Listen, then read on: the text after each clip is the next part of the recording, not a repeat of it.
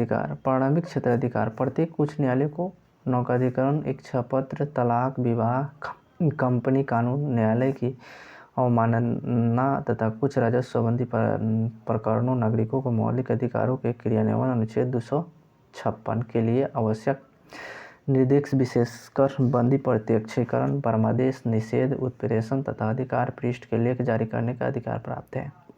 लोक अदालत क्या होता है? लोक अदालत कानून विवादों के मैत्रीपूर्ण समझौते के लिए वैधानिक मंच है। विधिक सेवा प्राधिकरण अधिनियम 1987 संशोधन 2002 द्वारा लोक उपयोगी सेवाओं के विवादों के संबंध में मुकदमेबाजी, पूर्व सुलह और निर्धारण के लिए स्थायी लोक अदालतों की स्थापना के लिए प्रावधान करता है। ऐसे फौजदारी विवादों को छोड़कर जिनमें समझौता नहीं किया जा सकता है, दीवानी, फौजदारी, राजस्व अदालतों में लंबित सभी कानून विवाद मैत्रीपूर्ण समझौते के लिए लोक अदालत में लाए जा सकते हैं। कानूनी विवादों को लोक अदालतें मुकदमा दायर होने से पूर्व भी अपने यहाँ स्वीकार कर सकता है। लोक अदालत के निर्णय अन्य किसी दीवानी न्यायालय के समान ही दोनों पक्षों पर लागू होते हैं। यह निर्णय अंतिम होते हैं। लोक अदालतों द्वारा दिए गए निर्णयों के विरुद्ध अपील नहीं की जा सकती है। देश के लगभग सभी जिलों में स्थायी तथा सतत लोक अदालतें स्थापित की गई हैं। लोक अदालत रुपये 5 लाख तक दावे पर विचार कर सकती है। दिल्ली में पहली लोक अदालत अक्टूबर 1985 को बैठी थी। दिल्ली में पहली लोक अदालत अक्टूबर 1985 को बैठी थी। इनसे एक दिन में दुर्घटना के शिकार लोगों के मुआवजे संबंधी 150 मामले निपटाए थे। अपीलीय क्षेत्राधिकार क्या होता है? अपीलीय क्षेत्राधिकार फौजदारी मामलों में अगर सत्र न्यायाधीश ने मृत्युदंड दिया हो तो उच्च न्यायालय में उसके विरुद्ध अपील हो सकती है।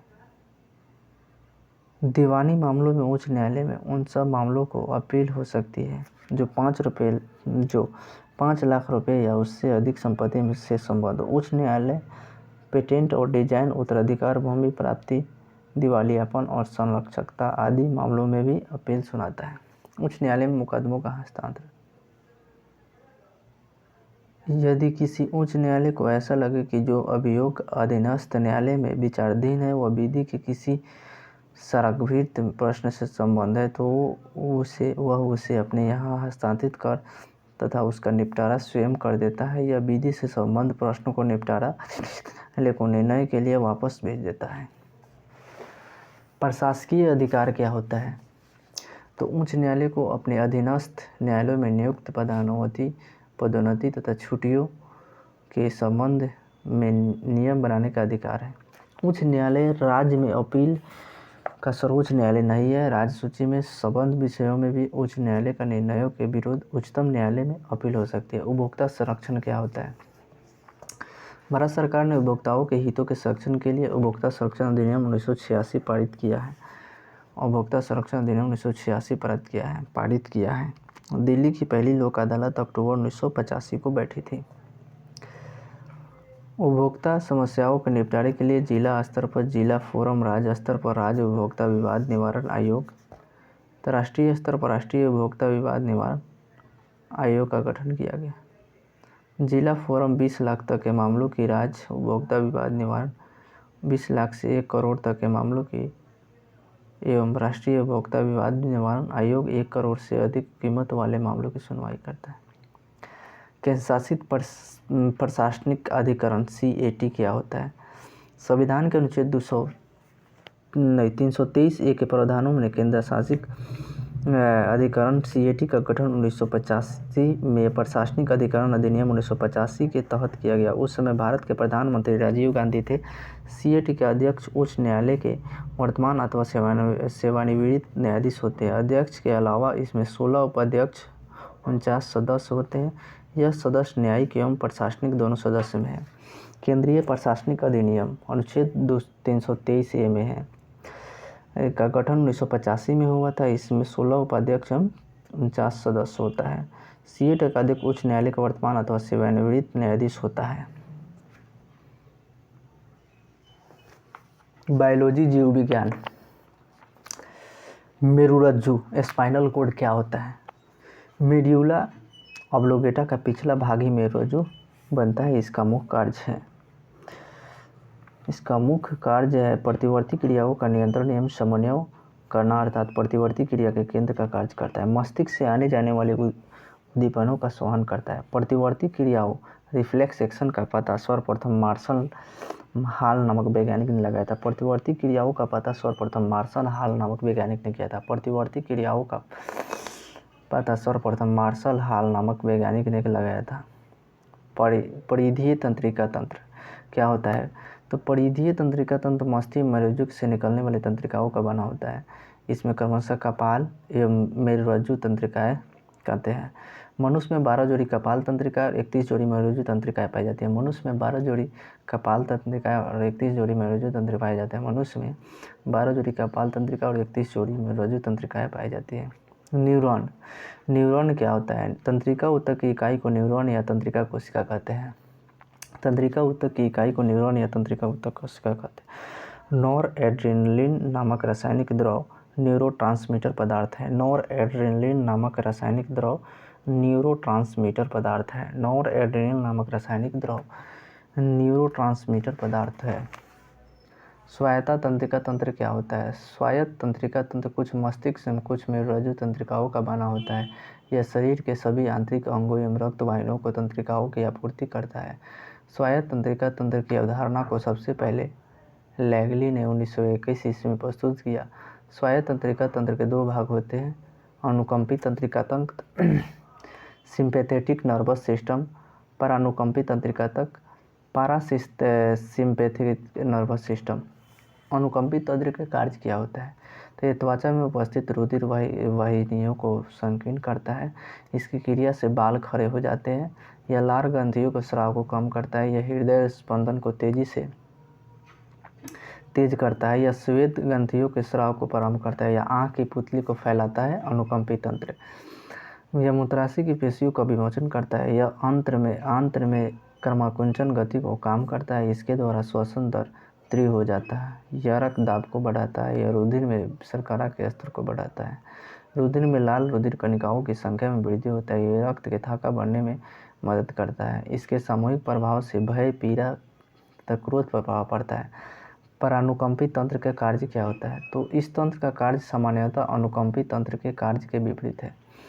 परानुकंपी तंत्र के कार्य, यह रुधिर वाहिनिकाओं की गुहा को चौड़ा करता है, किंतु कोरोनरी रुधिर वाहिकाओं को छोड़कर यह लार के स्राव में तथा अन्य पाचक रसों में वृद्धि करता है। यह नेत्र की पुतली का संकुचन करता है। यह मूत्राशय की अन्य पेशियों में संकुचन उत्पन्न करता है। यह अंतरीय भित्ति में संकोचन एवं गति उत्पन्न करता है।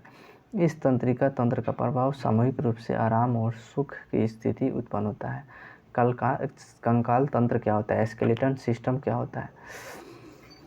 मनुष्य का कंकाल तंत्र दो भागों में बना होता है, अक्षीय कंकाल, उपांगीय कंकाल। अक्षीय कंकाल क्या होता है? तो शरीर का मुख्य अक्ष बनाने वाले कंकाल को अक्षीय कंकाल कहते हैं। इसके अंतर्गत खोपड़ी के शेरुक दंड तथा छाती की अस्थियां आती है। अक्षीय काल के अंतर्गत क्या क्या होता है? खोपड़ी के शेरुक दंड तथा छाती अस्थियां। खोपड़ी क्या है? स्केल क्या है? मनुष्य के सिर के अंदर कंकाल के भाग को खोपड़ी कहते हैं। इसमें 19 अस्थियां होती है। खोपड़ी में 19 अस्थियां होती है। खोपड़ी में 19 अस्थियां होता है। इसमें 8 अस्थियां संयुक्त रूप से मनुष्य के मस्तिष्क को सुरक्षित रखती है। इन अस्थियों से बनी रचना को कपाल क्रेनियम कहते हैं। कपालों को सभी अस्थियां सियोनों के द्वारा दृढ़तापूर्वक जुड़ी रहती है। इसके अतिरिक्त 14 अस्थियां चेहरों को बनाती है। 6 अस्थियां कान को।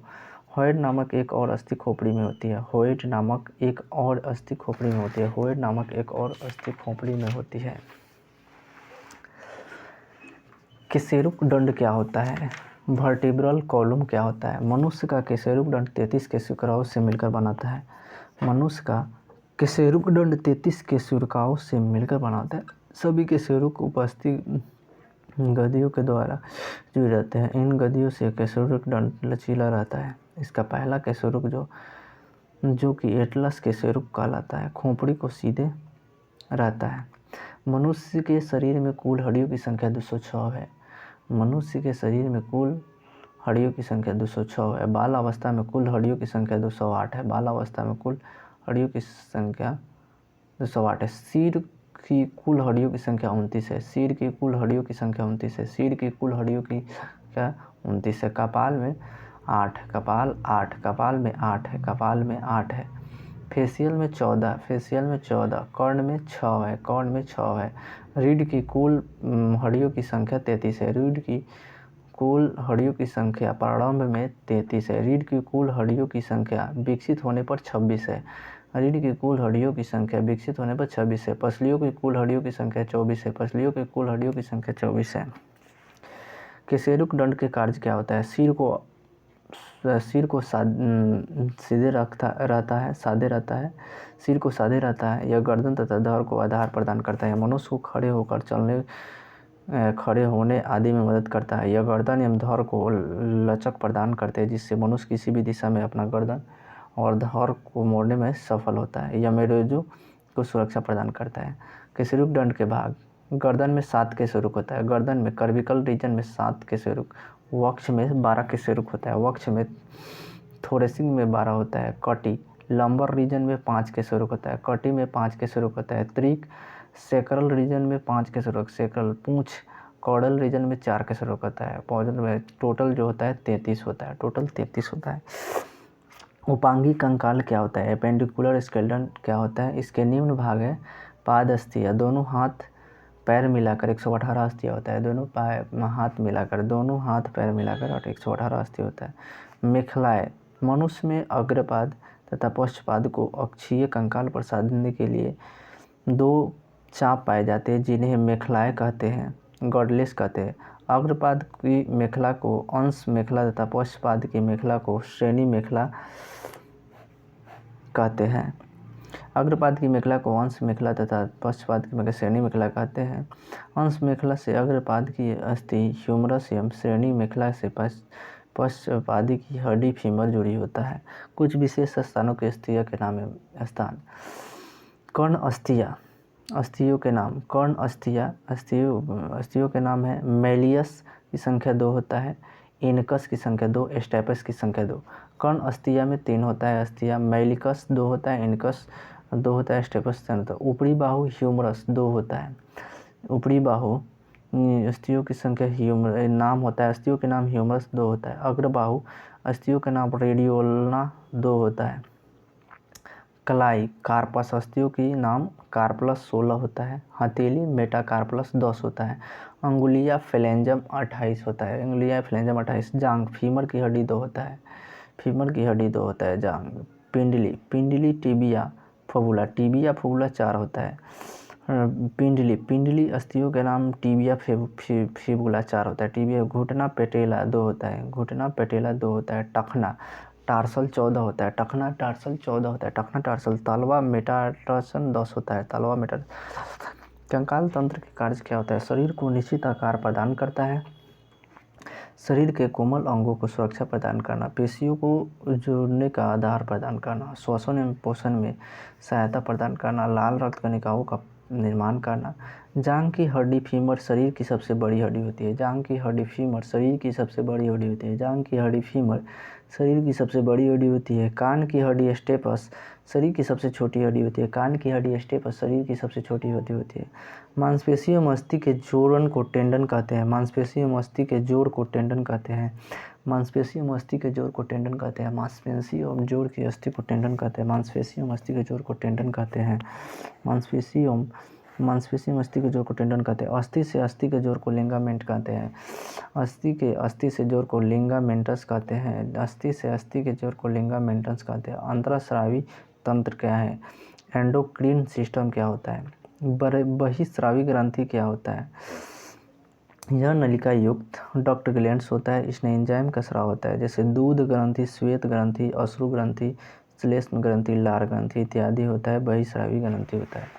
अंतःस्रावी ग्रंथि क्या होता है? यह नलिका विहीन डक्टलेस ग्रंथि होता है, इसमें हार्मोन का स्राव हो जाता है, हार्मोन रक्त प्लाज्मा के द्वारा शरीर के विभिन्न भागों में पहुंचाया जाता है। पीयूष ग्रंथि ऑटो ग्रंथि, थायराइड ग्रंथि जिसे थायराइड ग्लैंड के नाम से जानता है, पारा ऑटो ग्रंथि पाराथायरॉयड ग्लैंड के नाम से जाना जाता है। अंतःस्रावी में पीयूष ग्रंथि, ऑटो ग्रंथि और उसके बाद पारा ऑटो ग्रंथि। मुख्य अंतःस्रावी ग्रंथि एवं उनसे उत्पन्न हार्मोन के कार्य एवं प्रभाव। पीयूष ग्रंथि क्या होता है? पीयूष ग्रंथि पिट्यूटरी ग्लैंड किसे कहते हैं? तो यह कपाल की स्पेनाइड हड्डी में एक गुड़ में स्थित होता है, इसको सेल टर्सिका कहते हैं। पीयूष ग्रंथि का भार लगभग 0.6 GM होता है। पीयूष ग्रंथि का भार लगभग 0.6 GM होता है। इसे मास्टर ग्रंथि के रूप में भी जानता है। पीयूष ग्रंथि को मास्टर ग्रंथि के रूप में भी जाना जाता है। पीयूष ग्रंथि से निकलने वाले हार्मोन एवं उनके कार्य क्या होता है। STH हार्मोन, सोमोटोरोफिक हार्मोन, यह शरीर की वृद्धि विशेषताएं हड्डियों की वृद्धि का नियंत्रण करता है। STH की अधिकता से भीम काते यानी कि जिगांटिज्म अथवा एक्रोमेगली विकार उत्पन्न हो जाते हैं, जिसमें मनुष्य की लंबाई सामान्य से बहुत अधिक बढ़ जाता है। STH की कमी से मनुष्य में बौनापन होता है। STH की कमी से मनुष्य में बौनापन होता है। STH की कमी से मनुष्य में बौनापन होता है। सोमोट्रोफिक हार्मोन से मनुष्य में बौनापन होता है, डवार्फिस होता है, डवार्फिस बौनापन होता है। STH की कमी से मनुष्य में डवार्फिस। TSH क्या होता है। TSH hormone thyroid stimulating hormone क्या होता है। यह थायराइड ग्रंथि को हार्मोन स्रावित करने के लिए प्रेरित करता है। ACTH हार्मोन क्या होता है। एड्रेनोकोर्टिकोट्रोपिक हार्मोन एड्रीनल कार्टोपेस के स्राव को नियंत्रित करता है। ACTH hormone. ATCH hormone adrenal कार्टोपेस के स्राव को नियंत्रित करता है। GTH हार्मोन क्या होता है। गोंडोट्रोफिक हार्मोन, यह जनन अंगों के कार्यों को नियंत्रित करता है। यह 2 प्रकार का होता है। GTH 2 प्रकार के जनन अंगों के नियंत्रित करता है। FSH hormone, follicle stimulating hormone, यह वृषण की शुक्रजनन नलिकाओं में शुक्राणु जनन में सहायता करता है। यह अंडाशय में फॉलिकल वृद्धि में मदद करता है। LH हार्मोन, ल्यूटिनिजिंग हार्मोन, अंतराल कोशिका उत्तेजक हार्मोन, नर में इसके अभाव से अंतराली कोशिकाओं में टेस्टोस्टेरोन हार्मोन एवं मादा में एस्ट्रोजन हार्मोन स्रावित होता है। LH हार्मोन से टेस्टोस्टेरोन, नर में टेस्टोस्टेरोन, मादा में एस्ट्रोजन। LTH हार्मोन क्या होता है। दुग्धजनक हार्मोन या लैक्टोजेनिक हार्मोन, इसका मुख्य कार्य शिशु के लिए स्तनों में दुग्ध स्रावित उत्पन्न करना। LTH। ADH हार्मोन क्या होता है। एंटी डियूरेटिक हार्मोन, इसके कारण छोटी छोटी रक्त धमनियों को संकीर्णन होता है एवं रक्त दाब बढ़ जाता है। शरीर में जल संतुलन को बनाए रखने में भी सहायक होता है। आउटी ग्रंथि क्या होता है। थायराइड ग्लैंड, यह मनुष्य के गले में श्वास नली ट्रैकिया दोनों ओर लॉरिक्स के नीचे पाई जाती है।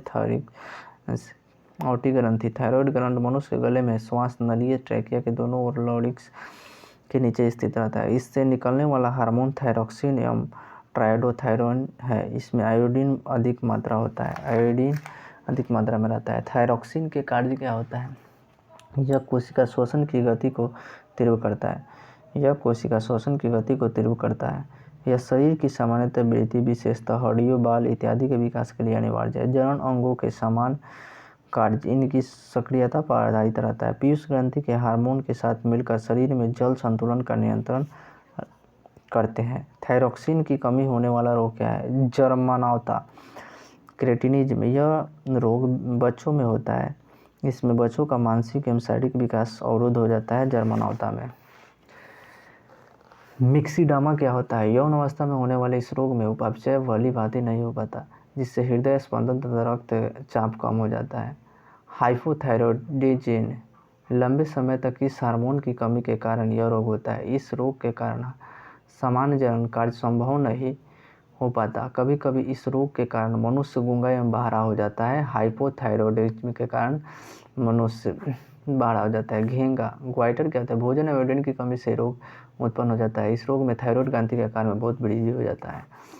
थायरॉक्सिन के अधिक से होने वाला रोग, टॉक्सिन ग्वाइकर, इसमें हृदय गति तीव्र हो जाता है, रक्तचाप बढ़ जाता है, श्वसन द्रव तीव्र हो जाता है। एक्सोपैथेलेमिया, इस रोग में आँख फूलकर नेत्र कोटर बाहर निकल जाता है। एक्सोथैलेमिया, इस रोग में आँख फूलकर नेत्र कोटर से बाहर निकल जाती है। विविध में भारत के विश्व विरासत स्थल।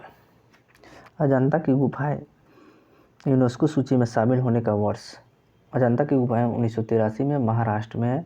आगरा का किला 1983, उत्तर प्रदेश में ताजमहल 1983, उत्तर प्रदेश एलोरा की गुफाएं 1983, महाराष्ट्र सूर्य मंदिर कोणार्क 1984, उड़ीसा महाबलीपुरम के स्मारक 1984, तमिलनाडु केवलादेव राष्ट्रीय उद्यान 1985, राजस्थान काजीरंगा राष्ट्रीय 1985, असम मानव जीव अभयारण्य 1985, असम गोवा का चर्च 1986, गोवा हम्पी अवशेष 1986, कर्नाटक में फतेहपुर सीकरी 1986, उत्तर प्रदेश खजुराहो मंदिर 1986, मध्य प्रदेश सुंदरवन राष्ट्रीय उद्यान 1987,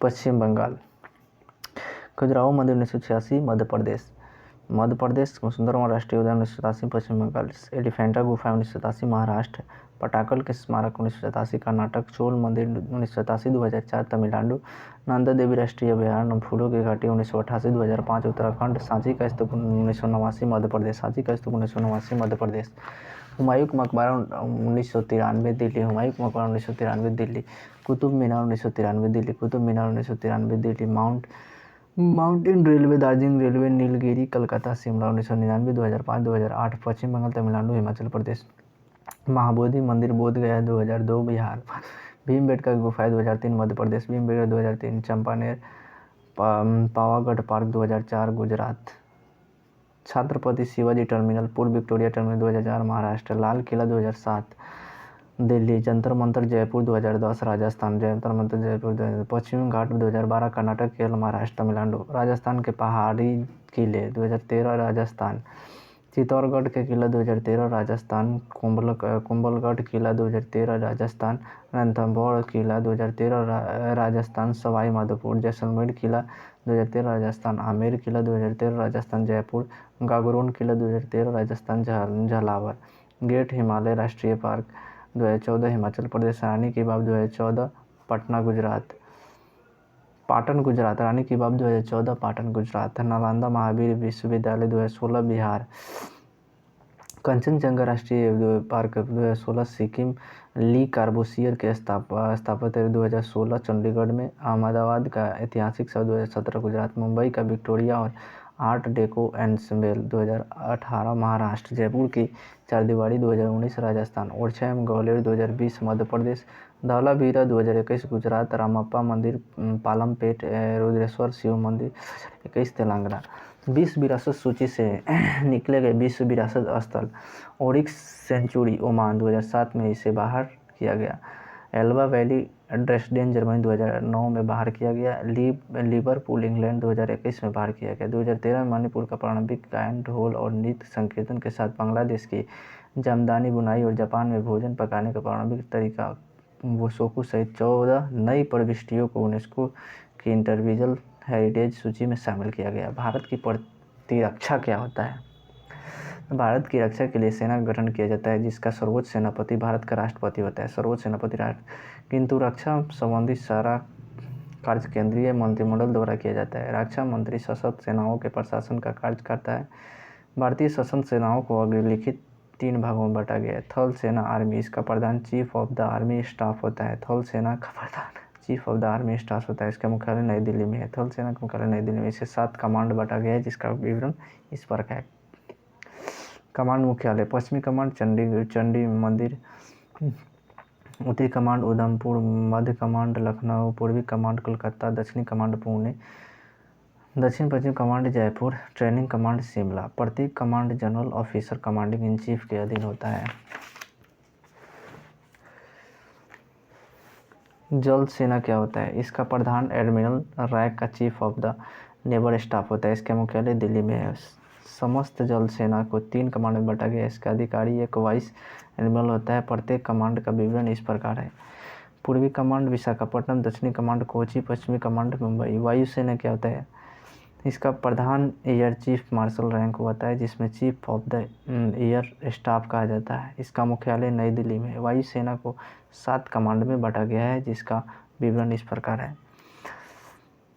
कमांड पूर्वी कमांड शिलोंग, केंद्रीय कमांड इलाहाबाद, दक्षिण पश्चिम command Gandhinagar, maintenance command Nagpur, पश्चिमी कमांड नई दिल्ली, दक्षिणी command Thiruvananthapuram, training sub command Bengaluru.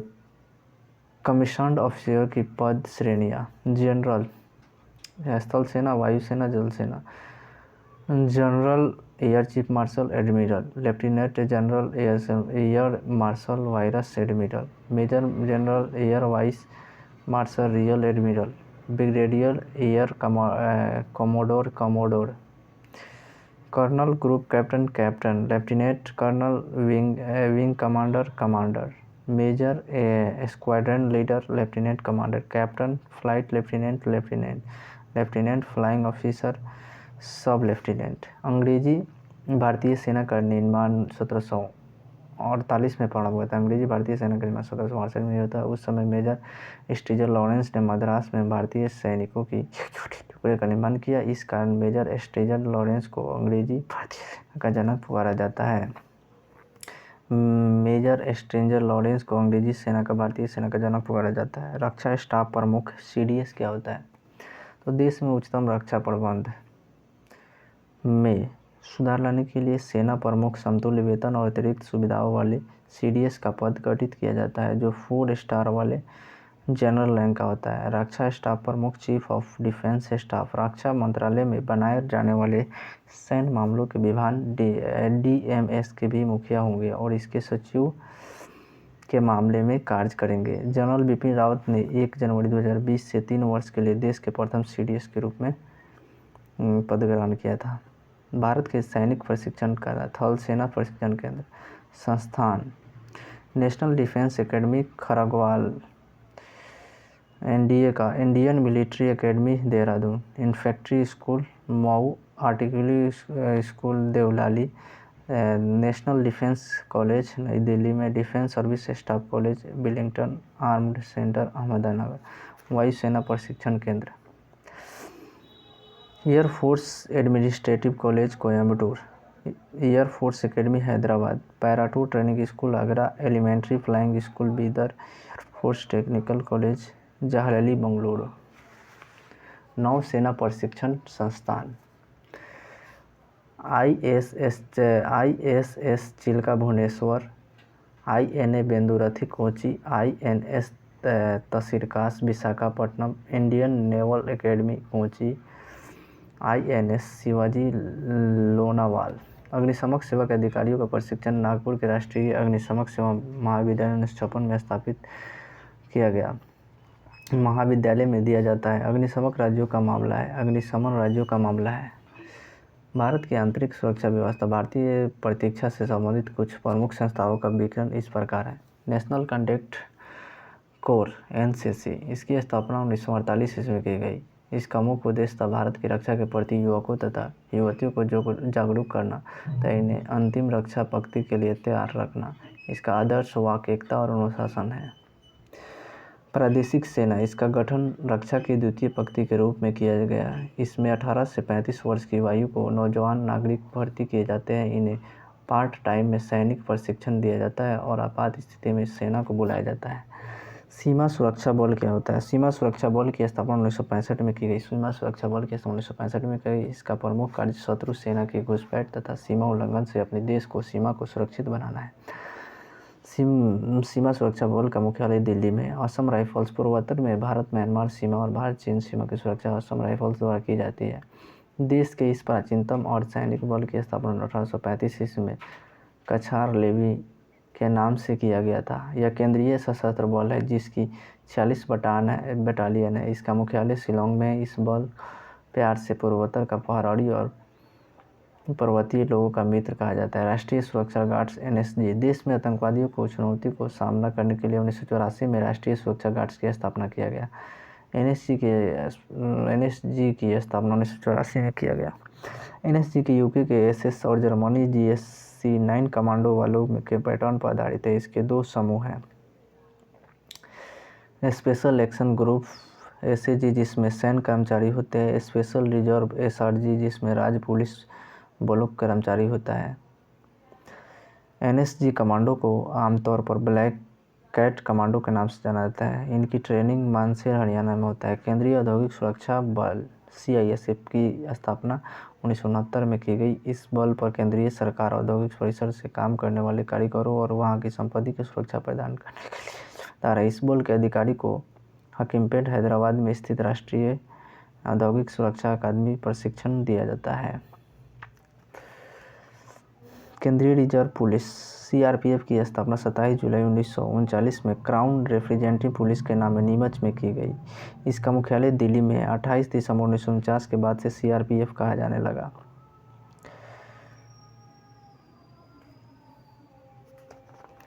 कहा जाए राजस्थान के माउंट आबू में सीआरपीएफ एकेडमी स्थित है। यहाँ इस बल के अधिकारियों को ट्रेनिंग दी जाती है। इसके अलावा नीमच मध्य प्रदेश, कोयम्बटूर तमिलनाडु, नांदेड़ महाराष्ट्र में सीआरपीएफ के 3 प्रशिक्षण कॉलेज हैं, जहाँ अधीनस्थ अधिकारियों के लिए पाठ्यक्रम चलाए जाते हैं। केंद्रीय रिजर्व पुलिस बल की 1939 में एक बटालियन थी, जो बढ़कर 4 जोन, 20 प्रशासनिक क्षेत्रों, 2 संचालक, 36 प्रशासनिक रेंजरों, 7 संचालक रेंजरों, 228 बटालियन, 41 ग्रुप केंद्र, 15 प्रशिक्षण संस्थान और 4 पहुंच गई है। यह देश का एकमात्र केंद्रीय सशस्त्र पुलिस बल है जिसमें 3 महिला बटालियन है। सीआरपीएफ को अंतर्राष्ट्रीय स्तर पर कोसोवो, हैती और श्रीलंका में तैनात किया गया। श्रीलंका में सीआरपीएफ की 2 बटालियनों और महिला बटालियन की 1 कंपनी भारतीय हिस्सा थी। त्वरित कार्य बल रैपिड एक्शन फोर्स आरएएफ की सीआरपीएफ का एक भाग है। इसकी स्थापना दंगा जैसे निपटने के लिए 1992 में की गई थी। आरएएफ की स्थापना केंद्रीय रिजर्व पुलिस बल की महिला कैप्टन कमलेश कुमारी को संसद भवन पर हमले 13 दिसंबर 2000 के दौरान वीरतापूर्वक आतंकवादियों को मार गिराने के कारण काल में दिए जाने वाला शौर्य पुरस्कार अशोक चक्र प्रदान किया गया। सशस्त्र सीमा बल एसएसबी 15 दिसंबर 2003 से पहले तक इसका नाम स्पेशल सर्विस ब्यूरो था। इसका गठन 1963 में किया गया था। इसके गठन का मुख्य उद्देश्य 1962 के राज्य चीन युद्ध के बाद विश्वास पैदा करना और देशभक्ति की भावना का विकास करना था। एसएसबी 15 जनवरी 2001 से गृह मंत्रालय के प्रशासनिक नियंत्रण में। वर्तमान में भारत नेपाल और भारत भूटान सीमाओं पर कार्यरत एसएसबी से पहले भारत चीन के सीमावर्ती क्षेत्रों में अलावा राजस्थान, गुजरात, मिजोरम, नागालैंड, मणिपुर, मेघालय और सिक्किम की सीमाओं पर अपनी सेवा दे चुका है। भारत तिब्बत सीमा पुलिस आईटीबीपी। भारत तिब्बत सीमा पुलिस का गठन चीन आक्रमण के बाद अक्टूबर 1962 को किया गया था। इसका गठन खुफिया सिग्नल, पायनियर, इंजीनियर, चिकित्सा और की एकीकृत इकाई के रूप में किया गया। नियंत्रण प्रारंभ में खुफिया ब्यूरो के हाथ में दिया गया। वर्ष 1975 में इसके कार्यक्षेत्र को पुनः व्याख्या की गई, जिसके तहत इन पर सीमा पर पार से घुसपैठ और अपराध को रोकने का उत्तरदायित्व सौंपा गया। भारत तिब्बत सीमा पुलिस का मुख्यालय नई दिल्ली में और इसका